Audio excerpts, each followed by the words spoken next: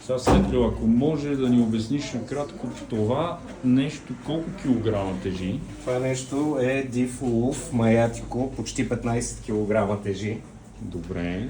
Сега ще се погрижим да го изчистим и да го направим на Ти котлетчета. планове имаш да го правиш на котлети. Да, ще го направя на котлети. А кога ще може да хапнем от тия котлети? Още днес, предполагам. Ами днес не, защото ще трябва да се почисти и ще ни отнеме малко време, но още утре ще бъде готово за консумация. Пак казвам, на котлетчета, още не съм решил с каква гарнитура ще е.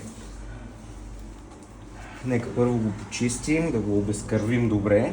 Добре, и понеже това не е най-лицеприятният процес, него предлагам да го пропуснем. Него ще го пропуснем, можем да покажем готовите котлети след това. А дали мога да те ангажираме, докато го чистиш, да измислиш и гарнитурата?